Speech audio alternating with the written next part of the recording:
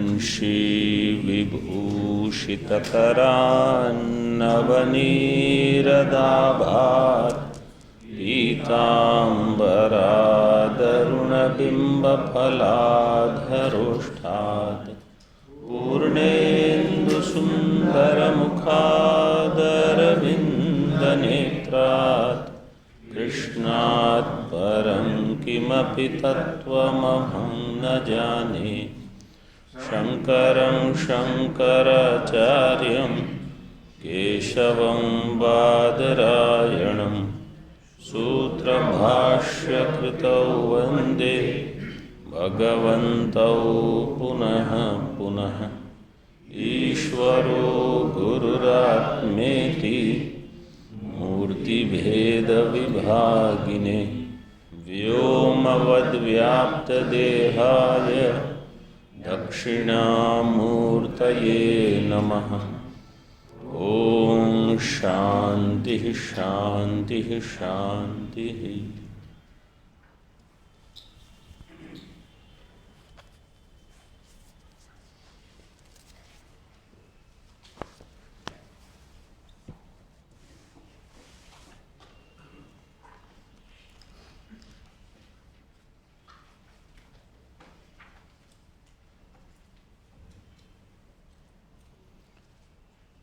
द्वितीय श्लोक चल रहा है। श्रुति, स्मृति और न्याय, इन तीनों के द्वारा क्या प्रतिपादन कर रहे हैं?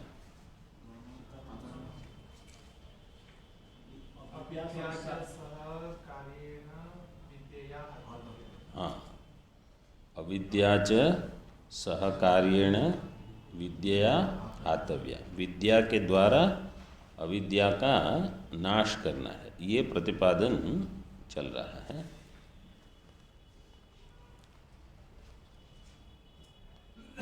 इसमें अन्वय व्यतिरेक न्याय अभी बता रहे हैं। भाष्य में हमने देखा 413 पृष्ठ पर, तथा च अंतिम पंक्ति भाष्य की, देहादिषु आत्मबुद्धि ही अविद्वान रागद्वेषादि प्रयुक्तो धर्माधर्मानुष्ठान कृत जायते म्रियते च इत्यवगम्यते। देहादि में आत्मबुद्धि जिसको है, देहादिषु आत्मबुद्धि ही, ऐसा अविद्वान राग द्वेषादि से प्रयुक्त होकर धर्माधर्म अनुष्ठान करेगा, फिर कर्म के फल आदि भोग करके जायते म्रियते, ये चलेगा। टीका में देखिए, इसी को बताते हैं। तत्र आदावन्वयम आचष्टे, पहले अन्वय दिखाते हैं टीका में, देहादिषु इति। अगले पृष्ठ पर, अनाद्य निर्वाच्या विद्यावृतश्चिदात्मा देहादावनात्मन्यात्मबुद्धिमादधाति तद्युक्तो रागादिना प्रेर्यते तत्प्रयुक्तश्च कर्मानुतिष्ठति तत्कर्ता च यथा कर्म नूतनं देहमादत्ते पुरातनं त्यजति इत्येवम् अविद्यावत्वे संसारित्वं सिद्धमित्यर्थः। एक पंक्ति में सब कुछ समेट लिया। अनादि अनिर्वाच्य अविद्या, पहले अविद्या का लक्षण कर दिया। अविद्या कैसी है? अनादि अनिर्वाच्य। और क्या कह सकते हैं अविद्या के बारे में? कल हमने, कल या परसों पाठ में बताया था, भाव रूप। ठीक, क्योंकि अविद्या का लक्षण अथवा अज्ञान का लक्षण कैसे करते हैं? अनादि भाव रूपत्वे सति ज्ञान निवर्तित्व अज्ञानत्वम अथवा अविद्यात्वम, ऐसे। तो अनादि अनिर्वाच्य अविद्या, इस अविद्या से आवृतः चिदात्मा, चैतन्य जो है वो इस अनादि अनिर्वाच्य, अनिर्वाच्य का अर्थ क्या है? अनिर्वचनीय। हाँ, क्या कुछ वक्तुम अयोग्य। किस प्रकार से वक्तुम अयोग्य होगा? अगर हम कहते हैं कि अनादि अनिर्वाच्य, सत्वेन असत्वेन उभयत्वेन वा वक्तुम अयोग्य।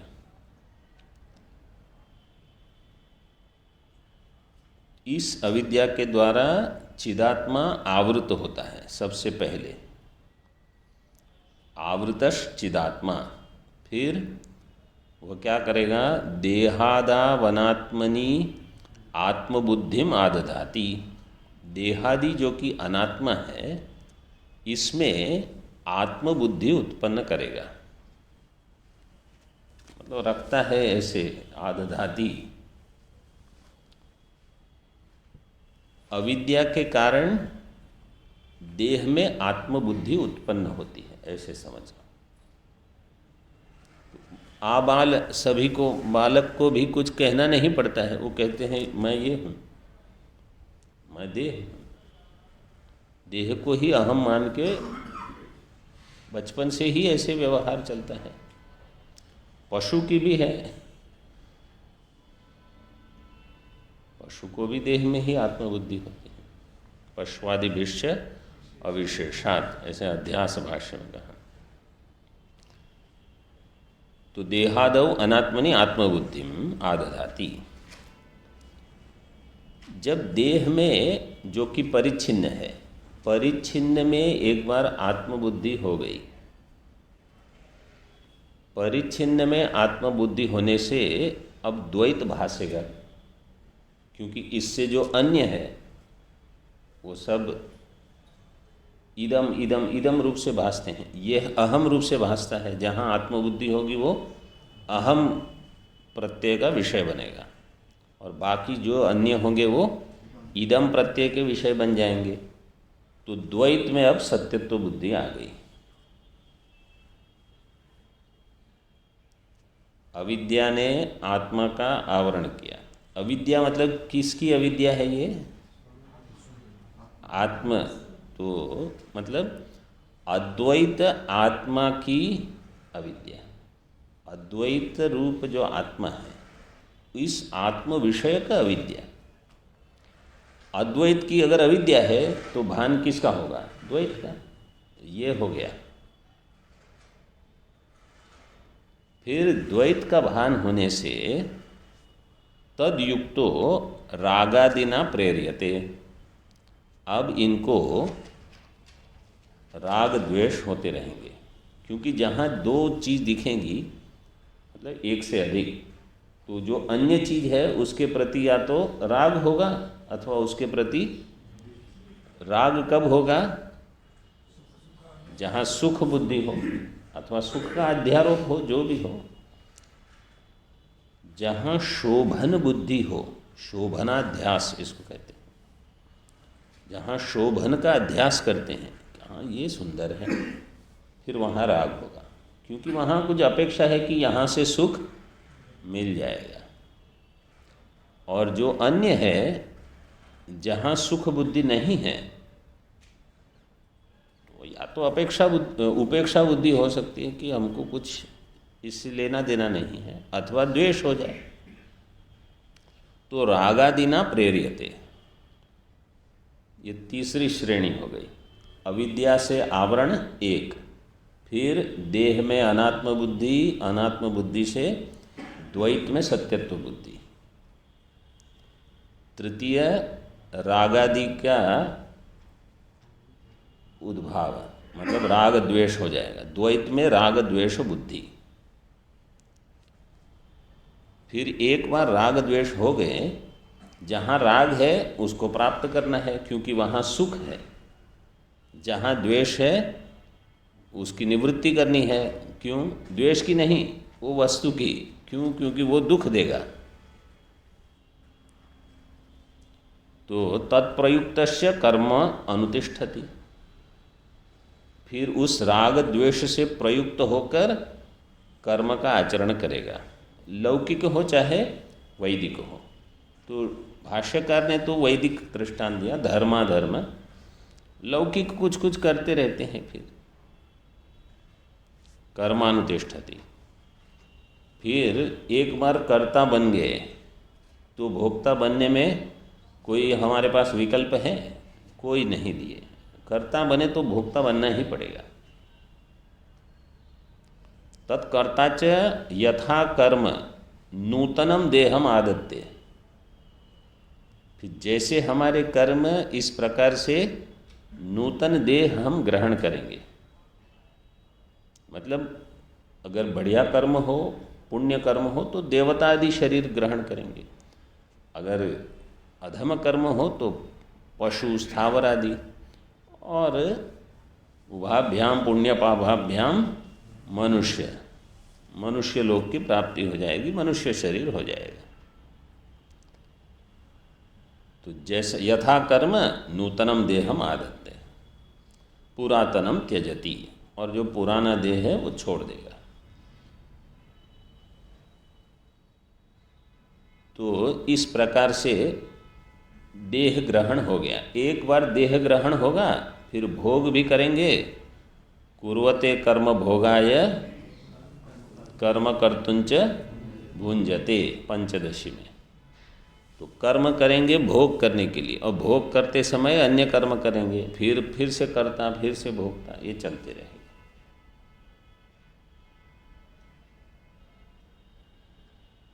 ये उपदेश साहस्री जिन्होंने पढ़ ली है,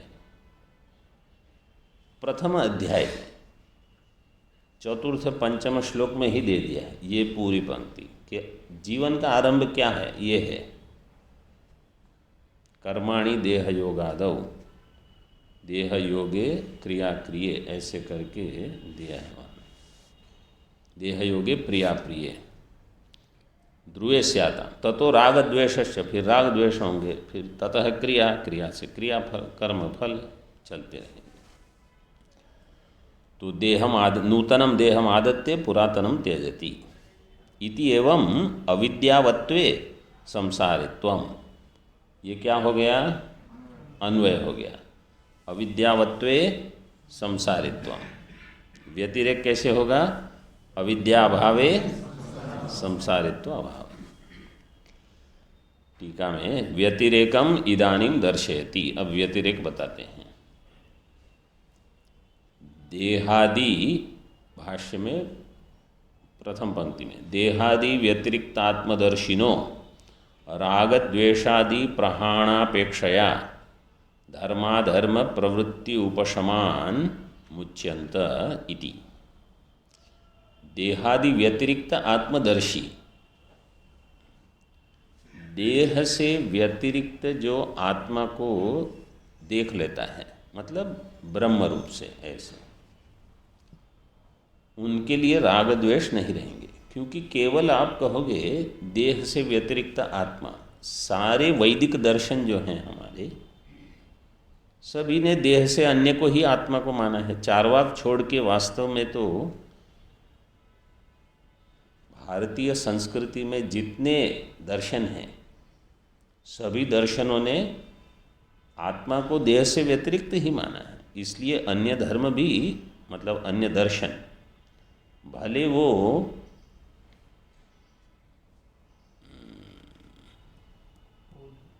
मतलब बौद्ध जैन जिसको क्या हम कहते हैं, वैदिक न हो, लेकिन आत्मा को तो देह से अन्य मानते ही, इतनी साधना करते हैं वो भी।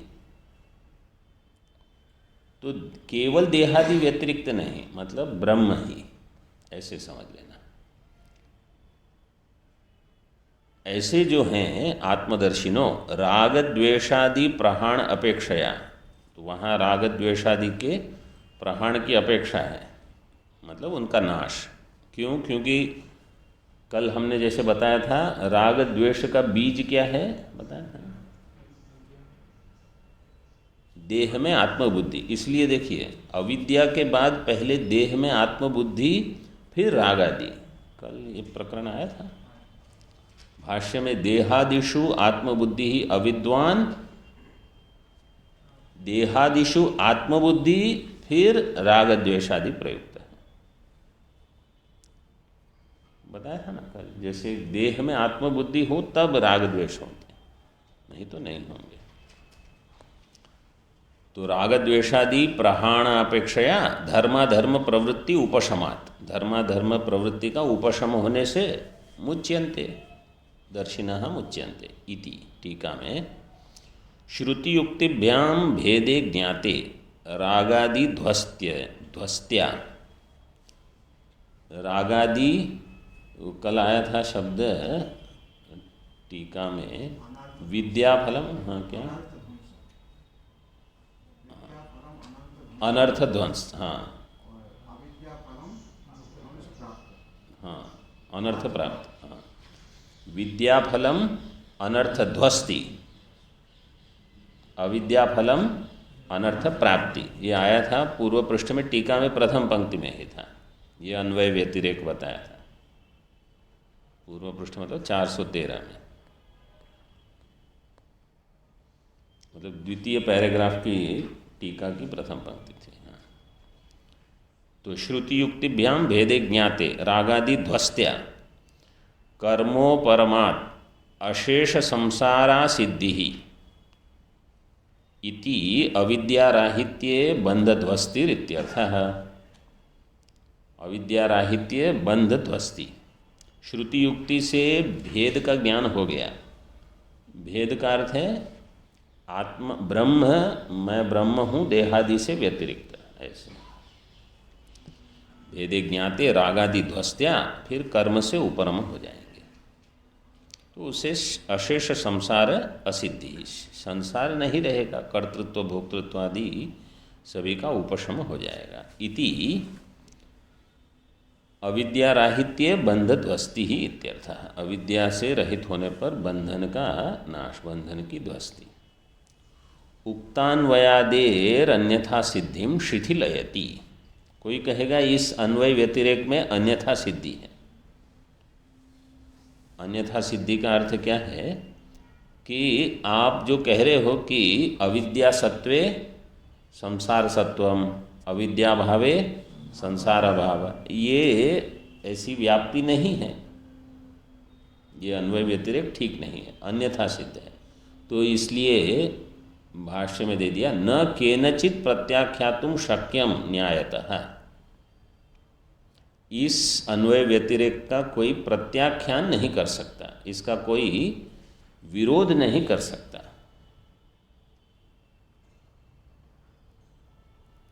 इसलिए ये अन्यथा सिद्ध नहीं है।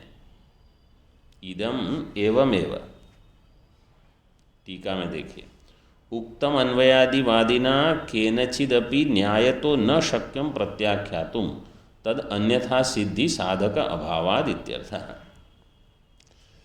उक्तम अन्वयादिवादिना, अन्वयादिवादी हम हैं सिद्धांती, अन्वयादिवादिना उक्तम यद उक्तम केनचिदपि न्यायतो न शक्यम प्रत्याख्यातुम, किसी के द्वारा युक्तिपूर्वक इसका प्रत्याख्यान नहीं हो सकेगा, मतलब इसका विरोध, इसको काट नहीं सकते आप, ये अकाट्य है। तद अन्य, क्यों? तद अन्यथा सिद्धि साधक अभावात्, क्योंकि इसकी अन्यथा सिद्धि का कोई साधक नहीं है आपके पास। कैसे सिद्ध करोगे कि अविद्या सत्वे संसार सत्वम, अविद्या सत्व अभावे संसार अभाव ये नहीं है, ये कैसे आप सिद्ध करोगे? नहीं कर सकते, क्योंकि सभी दर्शन मूल तो ये बताते हैं, और यहाँ भी दे दिया श्रुति युक्ति न्याय कर दिखाकर। इसमें एक थोड़ा कल बताना था, वो जो श्लोक दिया है महाभारत के शांति पर्व का कि सर्प कुशाग्राणी उदपानम, इसको जानकर कोई व्यक्ति वहाँ नहीं जाएगा, और अज्ञात्वा केचित् पतन्ति, तो इसको केवल हम इसी में नहीं, पूरे जीवन में कहीं भी इसको लगाएंगे तो बहुत उपयोग होगा। जैसे समझो हमारे पास साधारणतः महात्माओं के पास जो अध्ययन अध्यापन में लगे रहते हैं उनके पास समय नहीं होता, ये एक वास्तविकता है। हमको लगते हैं कि दिन में अगर 24 से अधिक घंटे हो तो और कुछ पढ़ लेंगे और कुछ साधन कर लेंगे। तो जब कभी हमको लगता है कि कोई अनावश्यक विषय चर्चा कहीं चलेगी और हमारे समय एक तो है नहीं, ऊपर से समय वहाँ व्यर्थ जाएगा, तो वहाँ जाना ही नहीं। जैसे सर्प कुशाग्र उदपान जानकर वहाँ हम नहीं जाते, उससे बचते हैं। इसी प्रकार समय का जहाँ व्यय हो उससे भी बचना, कि वहाँ जाएंगे तो 15 मिनट ले लेंगे और काम, कोई विचार कुछ नहीं होगा। मतलब ये जो श्लोक है ना, ये श्लोक केवल वही घटा के बस हो गया सब, ऐसे हम जीवन में देख सकते हैं। कहीं भी जो अनावश्यक है वहाँ गए तो गए। मतलब ये भंडारे वगैरह में बाहर जाना, 15-20 मिनट का भोजन और कुछ नहीं कहूँगा मैं, ऐसा है। कहाँ हमारे पास समय कहाँ है? समझो उस समय नहीं पड़ेंगे, आप 1 घंटा विश्राम कर लोगे ना, 4 घंटे और अध्ययन के लिए शरीर स्वस्थ हो जाएगा। बजाय इसके कि यहाँ जाओ वहाँ जाओ, फिर वहाँ कुछ न कुछ सुनोगे, कोई ना कोई कुछ कहेगा। अब को क्या आवश्यकता है, चुपचाप एक जगह रह सकते हैं। तो ये इन चीज़ों को कहीं अन्य भी लगा सकते हैं। ये वाक्य जहाँ जाना आवश्यक हो तो बात अलग है, वहाँ भी जाते समय आते समय सत्संग चलता रहे बस, बाकी नहीं तो अविद्यातः फिर पतंती, वो होता है। तो इस न्याय का कोई इसका प्रत्याख्यान नहीं कर सकता। इत्यर्थः। टीका में अन्वयादेर अनन्यथा सिद्धत्वे चोद्यमपि प्राचीनम प्रतिनीतम इत्याह। अन्वयादेहे अनन्यथा सिद्धत्वे, अन्वय व्यतिरेक है वो अन्यथा सिद्ध नहीं हुआ, अब अनन्यथा सिद्ध हो गया। मतलब इदम इत्थम एव न अन्यथा, ये ऐसे ही है जैसे बताया अविद्या सत्व संसार सत्वम, ऐसे। तो ये होने पर क्या होगा? प्राचीनम प्रतिनीतम चोद्यमपि, पहले जो बता दिया गया था प्रतिनीतम, उसका प्रत्याख्यान फिर से कर देंगे। कैसे? भाष्य की पंक्ति पढ़ के समझ में आ जाएगा कि किसके बारे में बता रहे हैं। तत्रैवं सति क्षेत्रज्ञस्येश्वरस्यैव स्वतो अविद्याकृतोपाधिभेदतः संसारित्वम् इव भवति। क्षेत्रज्ञस्य ईश्वरस्य, ये मुख्य पहले तो पकड़ लेना है। क्षेत्रज्ञ कौन है? ईश्वर है, यही मुख्य प्रतिपादन है। तत्र एवं सति, इसका जो प्रतिपादन हो गया कि विद्या के द्वारा अविद्या और उसके कार्य का नाश करना है। ये नाश करना जो है, इससे अन्य क्या प्रतिपादन हो गया कि विद्या काल में जो क्षेत्रज्ञ ईश्वर है असंसारी, वही अविद्या काल में जीव अपने आप को संसारी ईश्वर से भिन्न मानता है। तो तत्र एवं सति क्षेत्रज्ञस्य ईश्वरस्य एव, ईश्वरस्य एव, वही ईश्वर का ही, सतः ईश्वरस्यैव सतः, क्षेत्रज्ञ जो कि ईश्वर है और अविद्याकृत उपाधि भेदतः संसारित्वम इव भवति, अविद्याकृत उपाधि के कारण, उपाधि भेदतः संसारित्वम भवति ही नहीं, इव भवति। मतलब जब संसारित्व है तभी भी वास्तव में वो संसारी नहीं है। जब उसको लगता है कि मैं भोक्ता हूँ, मैं भोक्ता का अर्थ क्या है? एक परिस्थिति आई, हम इस परिस्थिति से गुजर रहे हैं, मैं इस परिस्थिति का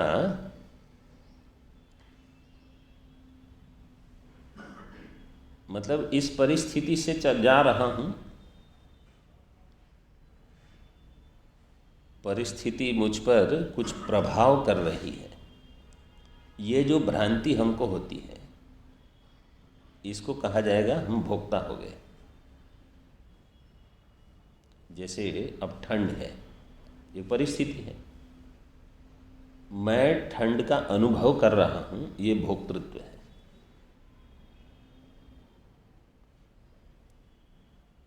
ये क्यों है? क्योंकि मैं अपने आप को, जब हम कहते हैं मैं ठंड का अनुभव कर रहा हूं, ये मैं क्या है? ब्रह्म तो रहा नहीं, क्योंकि ब्रह्म को ठंड का अनुभव नहीं। तो शरीर से तादात्म्य करके, मतलब अविद्या से बाकी सब, शरीर में अहम बुद्धि, फिर इस शरीर के साथ ठंड का अनुभव। तो कोई भी हमारा जो वाक्य होगा ना, उसमें ये सब जुड़ जाएंगे। मुझे भूख लगी है, तो समझ लो अविद्या से शरीर के साथ तादात्म्य, अब इस शरीर को भूख लगी है। तो जो अशना पिपासा, जरा मृत्यु, शोक मोह, ये सब इसी में घटते हैं। क्षेत्रज्ञ से ईश्वर से सतः अविद्याकृत उपाधि भेदतः, अविद्याकृत उपाधि के भेद के द्वारा संसारित्वम इव भवति। तो अभी यहाँ जो टीका में दिया था, चोद्यम अपि प्राचीनम प्रतिनीतम, वो क्या है चोद्यम? क्योंकि पूर्व में कहा था कि ईश्वर होगा तो संसारी कैसे होगा, तो उसका प्रत्याख्यान कर दिया कि ईश्वर ही संसारी बनेगा, लेकिन कब? अविद्या काल में, अविद्याकृत उपाधि के द्वारा। कहीं कहीं ये प्रश्न, मतलब चर्चा होती है अथवा प्रश्न उठाया जाता है, संसारी कौन है, जीव है कि ब्रह्म है?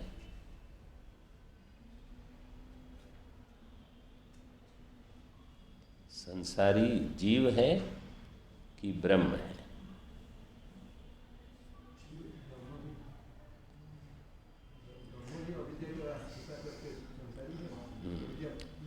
तो इसमें जैसे विवरण प्रस्थान और भामति प्रस्थान में मतभेद हो जाता है। मुख्य मत हम यही लेंगे, विवरण मत जो है। क्यों?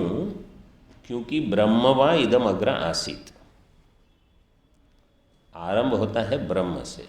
ब्रह्म अविद्या के कारण अपने आप को जीव मानता है, फिर इस जीव को संसार की अनुभूति होती है। इसलिए वास्तव में ब्रह्म ही संसारी बना। इसलिए यहाँ जो दे दिया है, क्षेत्रज्ञ से ईश्वर से एव अविद्याकृत उपाधि भेदतः है संसारित्वम, लेकिन ईव जोड़ दिया। तो जब भी कोई भी परिस्थिति से हम जा रहे हैं और लग रहा है कि अरे ये हो रहा है वो, ये केवल ईव अगर बुद्धि में आ गया तो भी बहुत उसका जोर कम हो जाएगा, जो भी परिस्थिति है उसका। ये वास्तविक नहीं है, ये केवल आभास है। जैसे आकाश में नीलिमा भासती है नहीं।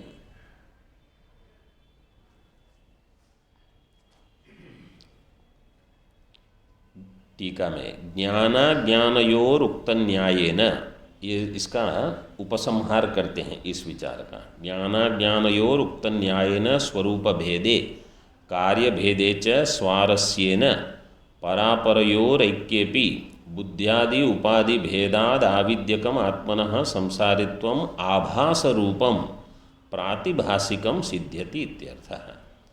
मुख्य तो पहले इतना समझना है, आत्मनः संसारित्वम आभास रूपम प्रातिभासिकम।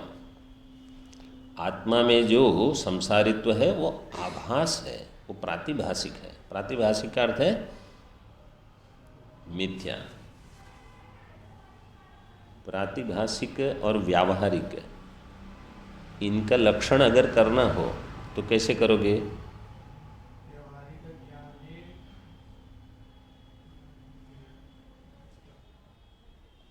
प्रातिभाषिक और व्यावहारिक। समझो प्रातिभाषिक का लक्षण करना है तो कैसे लक्षण करोगे? प्रतिकाल हाँ, क्या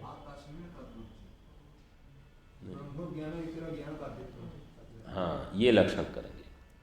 ब्रह्म ज्ञान इतर ज्ञान बाध्यत्वम, ये किसका लक्षण होगा? प्रातिभाषिक का। और ब्रह्म ज्ञान इतर ज्ञान अबाध्यत्वम, ये व्यावहारिक का। जिसको पता नहीं है तो लिख ले तो अच्छा है, क्योंकि ये लक्षण सहजता से उपलब्ध नहीं है। ब्रह्म ज्ञान इतर ज्ञान बाध्यत्वम प्रातिभाषिकत्वम, ब्रह्म ज्ञानेतर ज्ञान बाध्यत्वम प्रातिभाषिकत्वम, ब्रह्म ज्ञानेतर ज्ञान बाध्यत्वम। दूसरा तो सरल है, ब्रह्म ज्ञान इतर ज्ञान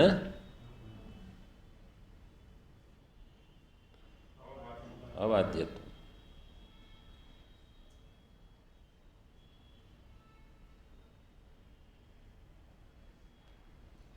जैसे रज्जु में सर्प, लिख लिया, रज्जु में सर्प, रज्जु में जो सर्प भासता है उसको हम प्रातिभाषिक कहेंगे कि व्यावहारिक कहेंगे? प्रातिभाषिक कहेंगे। उसकी व्यावृत्ति कैसे होती है? रज्जु ज्ञान से। रज्जु ज्ञान से रज्जु सर्प की व्यावृत्ति हो जाएगी। तो रज्जु ज्ञान जो है वो ब्रह्म ज्ञान इतर ज्ञान है, ब्रह्म ज्ञान की आवश्यकता नहीं है, तो ब्रह्म ज्ञान इतर ज्ञान बाद हो गया रज्जु सर्प का। इसलिए रज्जु सर्प जो है वो प्रातिभाषिक है, क्योंकि उसमें ब्रह्म ज्ञान इतर ज्ञान बाध्यत्व आ गया। और जो व्यावहारिक है, जैसे जगत, घट आदि, घट ब्रह्म ज्ञान इतर ज्ञान उसका बाद हो जाएगा?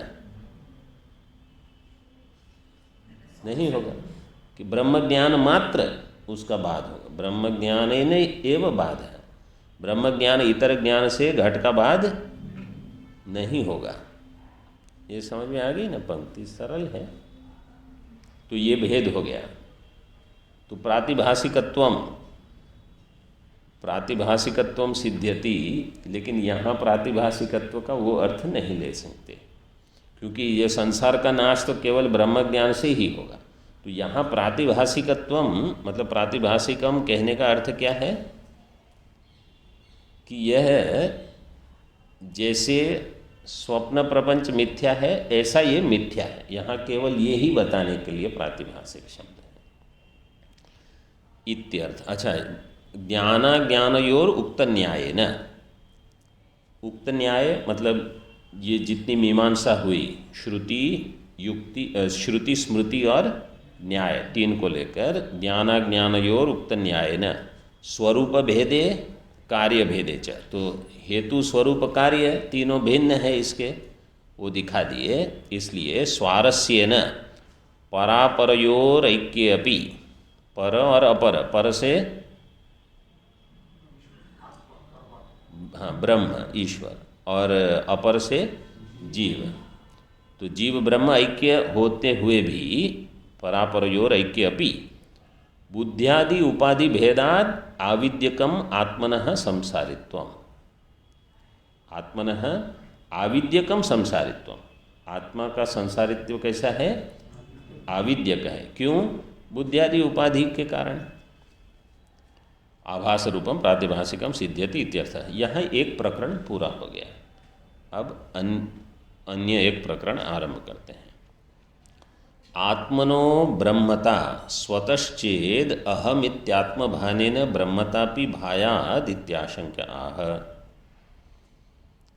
यह आत्मा जो है आप कहते हो ब्रह्म है, पूर्व पक्ष आक्षेप कर रहा है। आत्मा ब्रह्म है।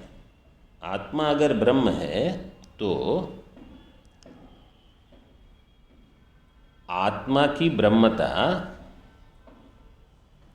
स्वतः ही इसका भान होना चाहिए। आत्मनो ब्रह्मता स्वतश्चेत, स्वतः अगर है तो अहम इति आत्मभानेन, आत्मा का भान कैसे होता है? अहम रूप से। अहम रूप से जब आत्मा का भान होगा, और आत्मा क्या है? ब्रह्म, तो ब्रह्मत्व का भान हो, क्यों नहीं होता? अहम का भान होता है और ब्रह्म का भान क्यों नहीं होता?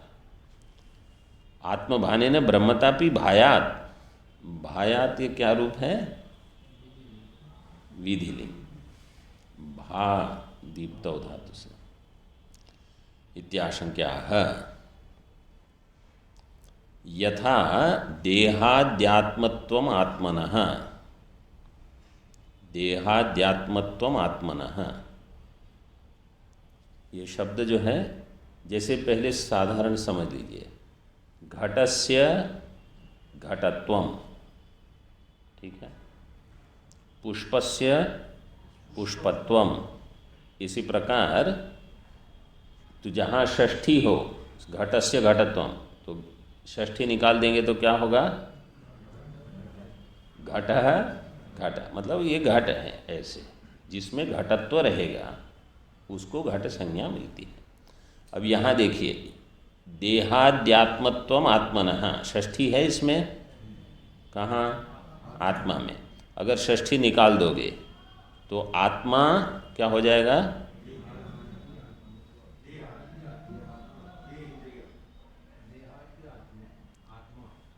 केवल षष्ठी निकालना है। षष्ठी निकालोगे तो त्वम निकल जाएगा, त्वम, तो क्या होगा? आत्मा देहादि आत्मा। अब ये शब्द कैसे बनाया है भाष्यकार ने, इसको समझ लीजिए। जैसे रज्जु है, रज्जु सर्प का दृष्टांत लेके चलेंगे। रज्जु में जब सर्प का दर्शन होता है, ठीक है, रज्जु की षष्ठी क्या करोगे? रज्जौ, रज्जौ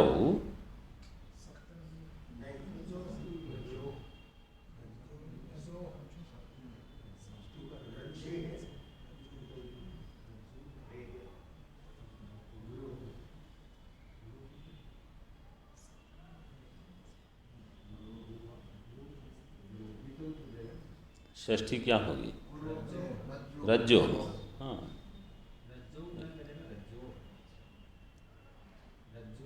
रज्जो, रज्जो, हाँ,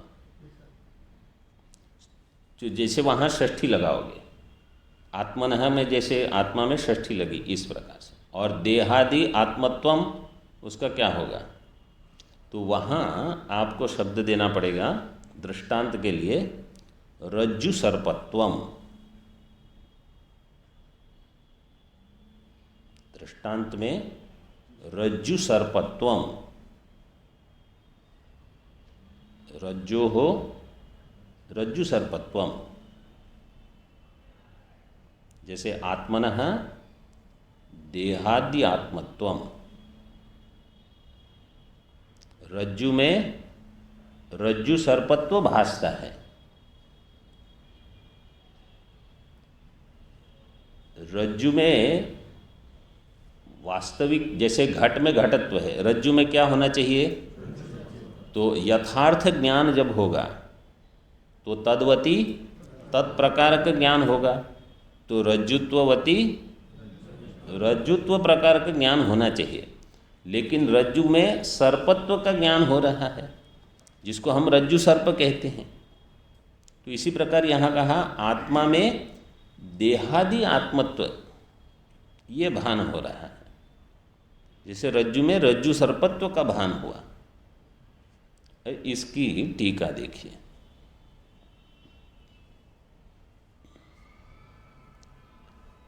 इसमें एक दो अशुद्धियां हैं पंक्ति में। देहादि अतिरेकस्य नहीं, अतिरिक्तस्य।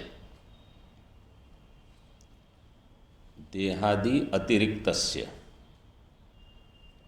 आत्मनो वैदिक पक्षे स्वतस्त्वे अपि तस्मिन् अहमिति भाति एव तद अतिरिक्तत्वं न भाति किंतु अविद्यातो देहादि आत्मत्वमेव विपरीतं भासते तथा आत्मनो ब्रह्मत्वे स्वाभाविके अपि तस्मिन् भात्येव ब्रह्मत्वं न भाति अविद्यातो अब्रह्मत्वमेव त्वस्य भास्यति। अष्टटीका में भास्यति पाठ है, भाति भी ठीक है, आप केवल वहाँ ऊपर लिख दीजिए भास्यति इत्यर्थ है। मतलब भा के बदले भा के बाद एक स्य जोड़ना है, बाकी तो सब ठीक ही है। भात्यर्थ है अथवा भास्यति इत्यर्थ है।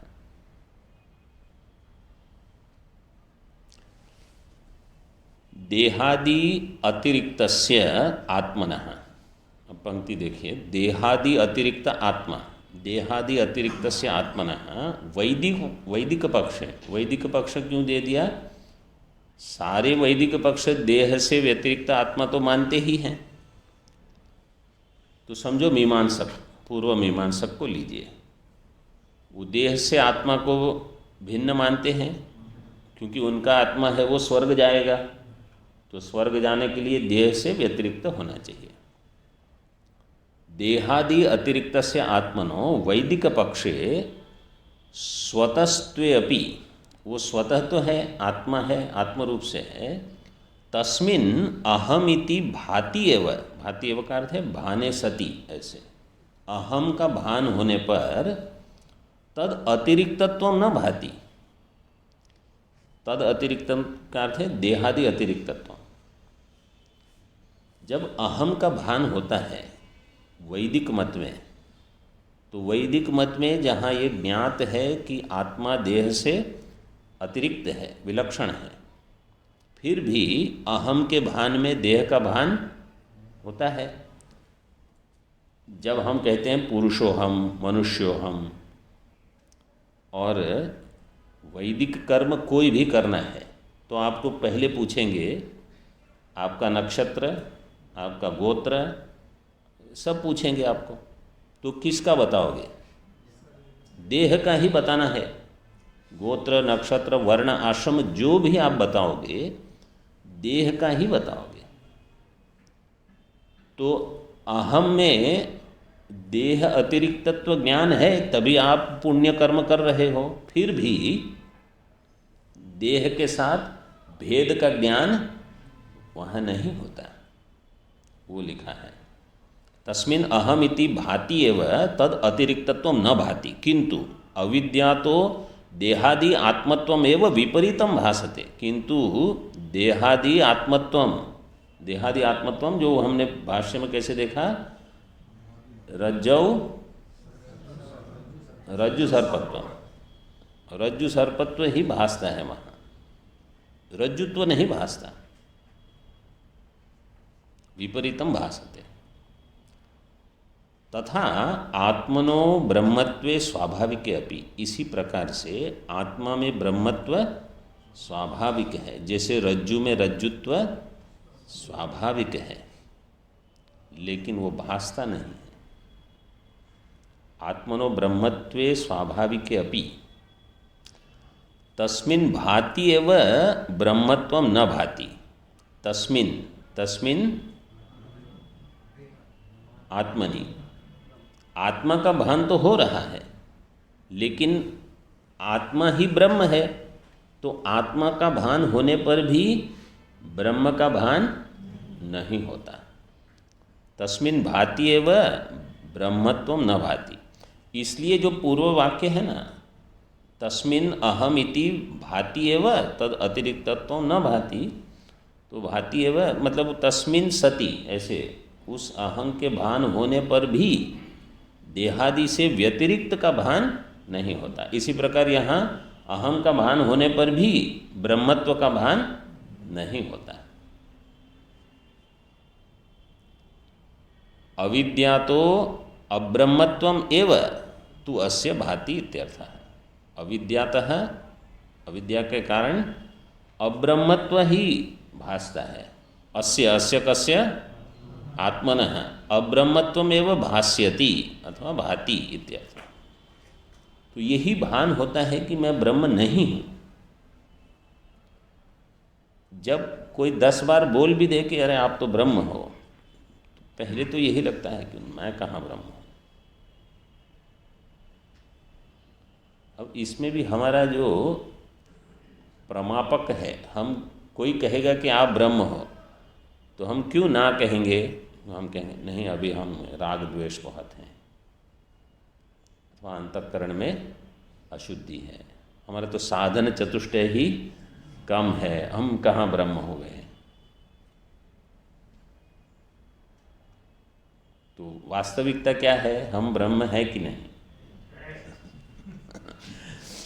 फिर भी बुद्धि उसको स्वीकार करने में,